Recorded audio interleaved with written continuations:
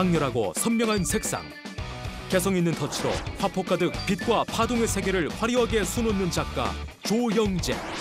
마치 영화 아바타의 숲속을 보는 듯 신비로운 이미지. 평면인데도 입체처럼 느껴지는 색채의 진동과 울림.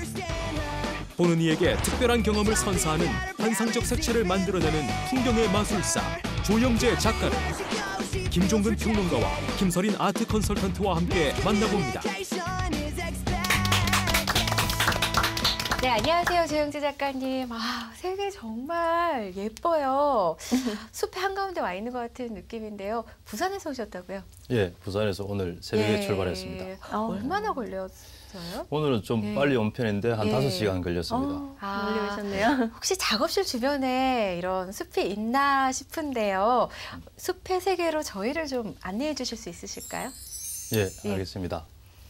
하얀 도화지 앞에 설 때가 가장 떨리는 것 같아요. 그렇죠. 아마 작가들이 그림을 그릴 때 저 보통 캠퍼스가 뭐 운동장 같다고 이야기를 하는 것 같아요. 두렵기도 한데 그런 두려움 혹시 없으셨나요, 작가님?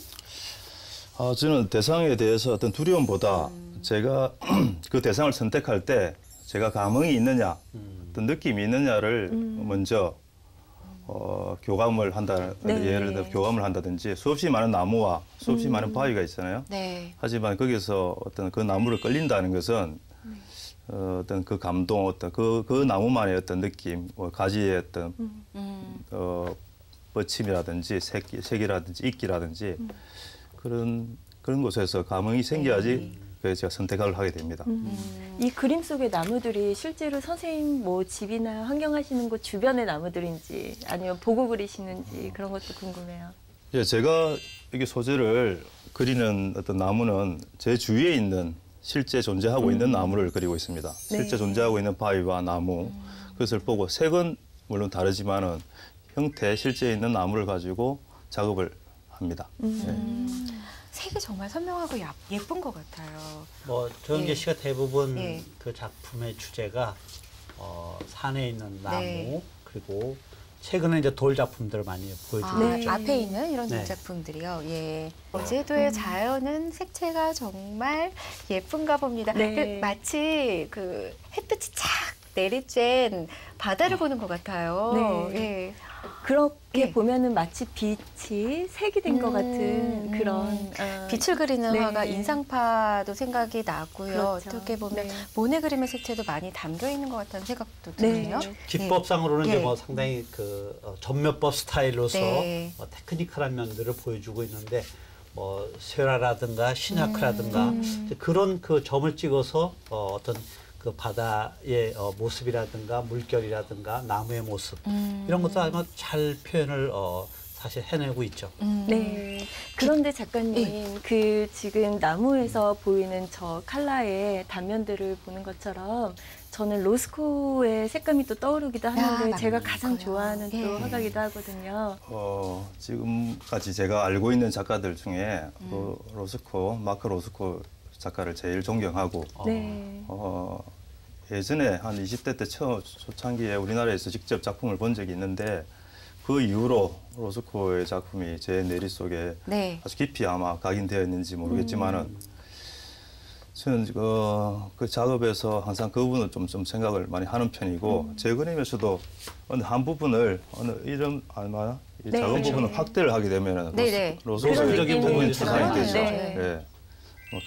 그런 점이 아마 영향이라면 영향일 것입니다. 어떤 그 선배 작가들에서 영향을 받는다고 하면은 실제적인 뭐 형태라든가 혹은 색채라든가 이런 것들 직접적으로 봤는데 조영재 씨 같은 경우는 그런 경우보다는 작품 속에서 뭐 정말 완전히 이것을 보면은 색채의 어떤 막 움직임, 파동, 막 떨림 이런 것들이 사실은 그 화면 가득히 있거든요. 그러니까 저 사람은 대단히 속이 깊은 작가 스타일이에요, 사실은. 그리고 볼수록 이 자연 안에 와 있는 것 같은 느낌이 드네요. 그리고 저만 그런가요? 이게 마치 아까 아바타 얘기도 했지만 착시 현상처럼 뭔가 이렇게 생동감이 있고 움직이는 것 같은 그런 느낌이 그림자가 들어요. 이렇게 싹 움직이면서 5월에 찬란한 햇살이 느껴지는 것 같은 생각도 드는데요. 좀 빛에 대해서 관심이 좀 많고 역시. 네. 예전에 거제도에서 10년 살 네. 때도 제일 마음이 편안한 상태가 뭐냐면 바닷가에서 가만히 앉아서 벤치에 앉아서 그 물결에 일렁이는 빛이 산란하는 빛이 있잖아요. 네. 일종의 이런 어떤 빛들이라든지 네. 그런 것들에 대해서 너무 마음이 편했어요. 그게 저도 모르게 그런 어떤 형태들이 그림에 도입을 하게 되었죠. 네. 여기도 마찬가지 그런 네. 것들. 예. 그리고 이제 또 물빛에 이제 반짝반짝하는 게 산란이 되잖아요. 그런 것들이 어떤 빛의 덩어리로서 그렇게 표현되는 네. 그렇게 해서 이런 작업이 나오지 않았나 제 자신이 한번 생각해 이게 지금 봅니다. 거의 최근 한 10여 년 전의 작품들이죠. 예. 그 이전에는 훨씬 더 좀 뭐 동물이라든가 뭐 자연 풍경 같은 것을 그렸었는데 네. 이렇게 화사하고 그러지는 않았던 것 같아요. 예. 어떤 과정을 통해서 지금 나무까지 왔는지 그리고 왜 하필 나무가 선생님께 다가왔는지 그게 궁금해요. 저도 예전에는 청년 시절에는 사회적인 문제나 어떤 부조리 어떤 그런 것들을 다루고 거기에 대해서 비판하고 그런 작업을 했습니다. 근데 시간이 흐르고 이제 생각해 보니 네. 그런 어떤 직접적인 사회적인 문제라든지 현상을 다루면 네. 좀 이슈화는 잘 될 수 있을지 모르겠지만은 그게 어떤 문제의 해결은 되지 않는다 생각해서 그리고 또 제 작품이 또 하나의 갈등과 문제거리로 생기지 않을까. 네. 그래서 저 자연물을 내용은 사실은 사회적인 비판, 부조리에 대해서 시작을 했는데 형식은 자연적으로 나오게 됐죠. 네. 그럼 이 안에 뭐 사회적인 비판이나 부조리에 대한 것들이 깔려 있는 건가요? 그건 아니고 출발은 이제 거기인데 예. 만약에 우리가 어떤 사회적인 문제라든지 부조리라든지 어떤 모순이라든지 그런 걸 해결하기 위해서 직접적으로 뭐 법을 고친다든지 뭐 할 수도 있겠지만은 네. 그러면 분명히 거기에 또 반하는 생각들이 있을 네. 거잖아요. 그럼 또 갈등이 생기고 예. 그런데 그렇게 접근을 해서는 저는 안 된다고 생각하고 그냥 사람의 마음, 인간의 마음이 어느 정도 좀 변화를 해야지 해결이 된다고 생각이 되어서 어떤 제 그림을 통해서 어떤 좀 마음의 평안이랄까 정신적인 어떤 생각을 해볼 수 있게 네. 너무 물질적으로 지금은 그러니까. 자연 속에 있는 나무라든가 그 나무들이 네. 보여주고 있는 어떤 색채의 아름다움 이런 것들이 아마 훨씬 더 돋보이는 것 같아요. 시간은 제 방법이 걸릴지 모르겠지만은 네. 서서히 직접적인 것보다는 이렇게 하면서 사람의 마음이 변하기를 바라면서 작업을 하고 있습니다. 네. 저는 색을 어떻게 칠해 나가시는지가 궁금한데요. 지금 스케치를 어느 정도 마무리하셨으면 네. 색칠하는 과정도 보여주실 수 있을까요? 예, 보통 저 작업의 시작은 실제 이제 존재하는 제 주위에 아니면 어떤 장소에 갔을 때 네. 실제 존재하는 것을 직접 보고 스케치를 하거나 아니면 또 네. 사진을 찍어서 작업을 합니다. 네. 그런데 여기는 또 제가 저번에 어떤 봤던 기억들, 네. 제 작업실 위에 있는 장소의 어떤 기억을 생각해서 지금 작업을 한번 해보려고 합니다. 네. 그 점은 좀 양해를 바라시고. 네. 색은 아크릴을 위주로 쓰시나 봐요. 예, 제가 아크릴을 쓰는 이유는 아크릴이 유화, 우리가 흔히 말하는 서양화하면은 예. 유화를 많이 쓰잖아요. 네. 유성물감을 쓰는데 저는 아크릴 수성물감을 쓰는 이유가 유화의 유성물감보다는 아크릴이 채도와 투명도가 아주 높다는 거죠. 네. 제 그림의 기법은 색들을 아주 여러 번 중첩을 시켜서 어떤 새로운 색을 만들어내고 네. 빛이 투과가 되면서 새로운 색이 만들어내지고 그런 건데 유화로서는 그 효과가 나타나지 않죠. 네. 그래서 제 그림은 이제 빛으로 반투명의 색이 빛이 투과가 되면서 안에 색들이 보일 수 있게 그렇게 작업을 하고 있습니다. 그래서 아크릴 물감을 쓸 수밖에 없었죠. 예, 색이 어떻게 보면 정말 투명한 블루 같은 느낌이 들고요. 빛 그대로 태양을 보는 것 같은 빨간색 느낌이 있는 것 같아요. 이거는 아크릴만으로 되지 않는 거 아닌가요? 예. 예. 그런 효과를 좀 더 강조하기 위해서 예. 저는 중간중간에 한 번에 색을 칠하고 예. 그다음 또 어떤 바니쉬라든지 미디움을 칠하고 어떤 막을 형성합니다. 예. 그 위에 다시 또 색을 칠하고 칠하고. 다시 막을 형성하고 예. 일종의 비닐막들이 여러 겹의 비닐막들이 있는 거죠. 네. 자세히 봐야 보이는 그런 형태가 있습니다. 저는 궁금한 것이 작가님, 그 지금 배경색도 여러 가지 컬러가 있고 또 주제도 그 돌이 나오기도 하고 나무가 이제 주로 나오긴 하지만 가끔 동물이 등장하기도 하고 하는데 컬렉터분들은 어떤 그림을 유난히 선호하시던가요? 제 그림은 네. 저는 그걸 생각하지는 않고 네. 모르겠는데 다양하게 색별로 다양하게 그렇겠죠. 좋아하시는 분들이 네. 있는데 특별히 저는 컬렉터의 이제 관객의 어떤 취향이라든지 그런 게 맞춰서 작업을 한 적은 없는데 제 그림의 색이 좀 다양하니까 색의 네. 좀 취향은 좀 있는 것 같더라고요. 어떤 사람은 네네. 파란색을 좋아하고 예. 어떤 사람은 이제 저 붉은색 계통을 예. 좋아하고 이런 차이는 있고 네. 예, 저는 제 그림을 이제 또 좋아하는 그런 선별을 해서 뭐 이렇게 보여주고 이런 건 아니고 그렇죠. 제가 네. 또 기억에 남는 컬렉터가 또 한 명이 있는데 네. 제가 그 제도에서 아주 오래전에 지금 이런 그림이 아니고 네. 그냥 이제 섭작기에 작업을 하고 이럴 때 아. 6학년 꼬마 여학생이 네. 6학년 여학생이 자기 네. 6년 동안 용돈을 모아서 네. 그거를 저금한 거를 아. 예. 제 그림을 산 적이 있어요. 네. 그게 너무 기억에 남고. 인상적이네요. 그럼 작가님 예. 작품이 그래도 호당 15만 원 내외 정도 하시는데 그 꼬마가 용돈을 아주 열심히 모았나 봐요. 예, 그때 아마 작은 그림, 네. 예. 작은 그림을 했는데 그거 아무나 생각할 수 없는 마음 먹을 수 없는 거잖아요. 자기를 네. 6년이나 그러니까요. 예. 학교에 꼬박꼬박 했는데 네. 그걸로. 작가님 그 제가 인터뷰 중에 봤는데 작가님께서 그 젊을 때 철학과에 진학하고 싶었던 적도 있으시다고 하는데 어떻게 미술학과에 가시게 된 건가요? 예, 저는 저 철학과에 가고 싶다는 생각도 미술을 하기 전에 네. 이 세상의 어떤 구조와 이치를 알고 싶었거든요. 아, 어릴 때부터 굉장히 사유적이셨던 것 그래서 같아요. 보통은 그게 청소년기 사춘기 때 끝나잖아요. 그런 의문들이. 네. 네. 나는 왜 태어났을까? 뭘 해야 되지? 끝나는데 저는 한참 그게 떠나지를 않았어요. 그래서 당연히 그 물음에 대한 답을 얻고자 철학과를 생각했고 그랬는데 우연한 기회에 어떤 미술부를 들어가게 됐습니다. 미술부 네. 들어가서 보니까 미술이 세상을 공부하는 거고 또 세상에 대한 공부한 것들을 표현하는 거더라고요. 그래서 이것도 재밌더라고요. 그래서 미대를 가게 됐죠. 지금까지 오게 되었고. 네. 내가 볼 때는 뭐 네. 헤어스타일이나 전체적으로 분위기가 완전히 화가 스타일이야. 네, 딱 봤을 때도. 천문학으로 네. 가면은 내가 볼 때는 밥 굶어 죽기 딱. 아우, 그거 안 알겠었어. 되는데요. 네. 딱 작가 느낌이 물씬 풍기세요, 진짜. 정말 강렬한 느낌이 드는 것 같아요. 조영재 씨 네. 풍경이 다른 작가들과 많이 차별이 있다면은 다른 사람들은 그냥 나무에 있는 색깔 그대로 그다음에 형태라든가 이런 것들 그대로 사용을 하는데 조영재 씨는 사실은 이것이 어떤 심상 속의 이미지를 조영재 씨만의 감성과 감정으로 색채를 만들어내는 거죠. 이런 그림의 바탕에 어떤 정신 세계가 깔려 있는지도 궁금한데요. 평소에 어떤 철학적인 뭐 그런 생각이 있으세요?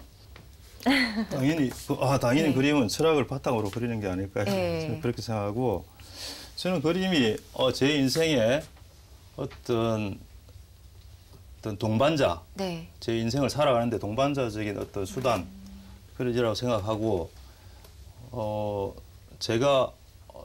저는 추구하는 바가 인생에서 저는 아까도 말씀드렸듯이 어떤 진리라든지 어떤 진리를 찾고 싶는 거죠. 아니면 어떤 법칙, 이 세상을 어떤 움직이는 어떤 법칙이 있지 않을까? 그 법칙이 과연 무엇일까? 그런 거에 대해서 알고 싶은 호기심, 물음, 거기서도 시작됐고 제가 그 길을 가는데 느끼는 만큼 저는 작업에 표현된다고 생각합니다. 제 그림에서. 그게 다라고 생각하고 나머지 나중에는 제가 어떤 걸 표현할지 모르겠지만 지금은 제가 아는 만큼, 제가 느낀 만큼 지금 표현하고 있을 뿐입니다. 작가님 평소에 네. 명상을 즐기신다고 하지 않으셨나요? 그 지금 주제에 대해서도 요가의 명칭을 따서 지었다는 건 어떤 얘기신가요? 지금도 제가 그 사인을 이름을 안 쓰고 제가 옛날에 대학교 다닐 때 수행 요가를 했습니다. 네. 전문적인 전통적인 수행 요가를 했는데 거기서 그 스승에게 받은 요가 명의죠. 지금도 사용하고 있고 보니까 정말 비시바 루파라고 쓰여 있는 건가요? 예, 비시와 루파. 예, 그게 무슨 뜻이에요? 그게 뭐죠? 비시누시네요.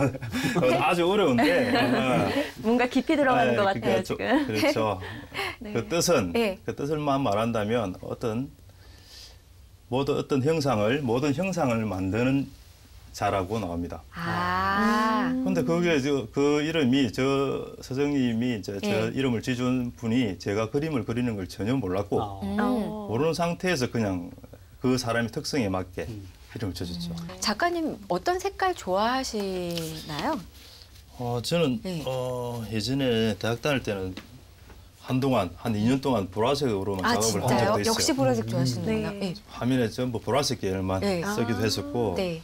지금은 특별히 그런 건 아닌데 그래도 지금도 보라색을 좀 좋아하는 편이고 노란색과 청록색 계열을 많이 좋아하고요. 네. 그리고 그래서 그림이 전부 다 어떤 색채의 예. 커다란 울림, 그 네. 울림들의 많은 교차, 또 네. 어떤 색채의 어떤 그 반란, 예. 진동 이런 것들이 멋있다. 작품 색채 속에 반란 너무 펼쳐져 색채 멋있네요. 발랄, 진동, 네. 울림. 다 정말 멋있는데 그림이 움직이는 것 같아요. 네. 계속 보면 네, 볼수록. 그쵸. 예. 그래서 더 깊이감이 느껴지는 것도 같고요. 저런 돌의 표현은 어떻게 하는 건가요? 자연스럽게 움직이는 것 같은 느낌으로. 예, 처음에는 이 돌도 원래 있는 돌을 보는데 그 돌 위에 보면 이끼라든지 네. 뭐 무늬 같은 게 오래된 돌 같은 게 보면 있지 않습니까? 있는데 그걸 자세히 보면 그냥 보통은 무심코 지나가는데 그 돌을 계속 바라보다가 그 무늬들이 제 의식 속으로 혼자 확장이 되죠.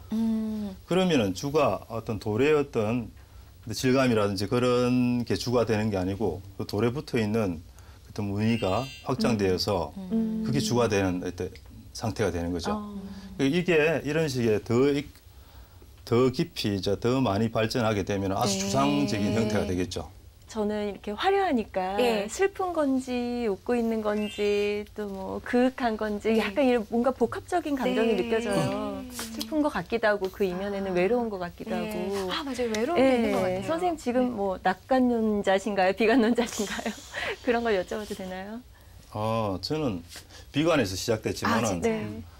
낙관적으로 살려고 노력하고 있습니다. 그게 중요한 것 같아요. 그런 삶의 자세가 필요한 거. 그 바뀌신 계기가 있으신가요, 혹시? 비관적으로 사니까 계속 네.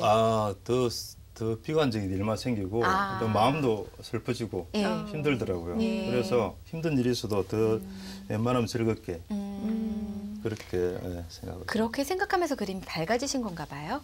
그 마음이 바뀌었죠. 예. 세상을 부정적으로 좀 보던 것을 좀 긍정적으로 생각을 하게 되었죠.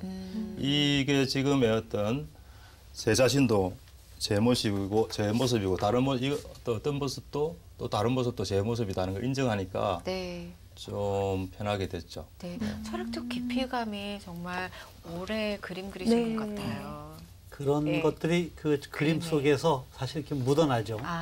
어느 한 군데 이렇게 그림들을 함부로 막 예. 색을 썼다든가 예. 그러지 않고 예. 그 색채와 색채 사이, 그 색채와 점 사이를 갖다가 이어내는 색채의 그 하모니라든가 이런 것들이 다른 작가들 비해서 상당히 좀 뛰어난 네. 면들이 있어요.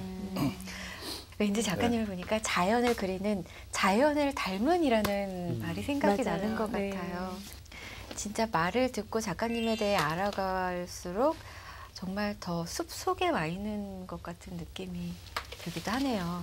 그래서 우리가 그냥 일반적으로 작가의 그림을 그냥 일방적으로 보기보다는 작가와 만나서 작가의 이야기와 작가의 음성 또 작가의 느낌 이런 감정들을 우리가 전달을 받았을 때 네.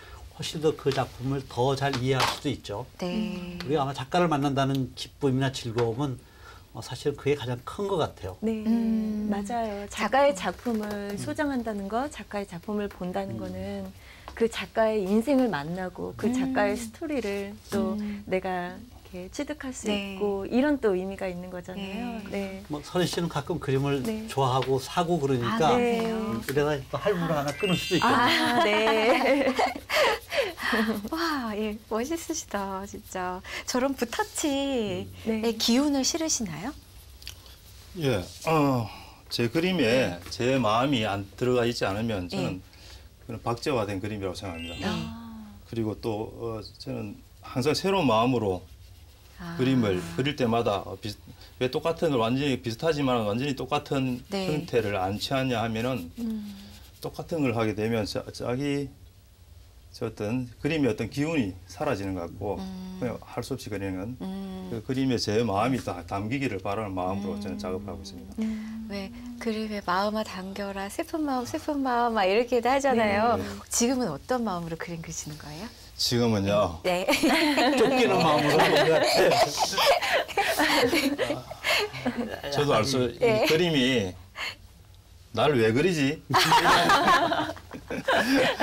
약간은 당하는 마음 같아요. 아 교수님한테 걸렸다.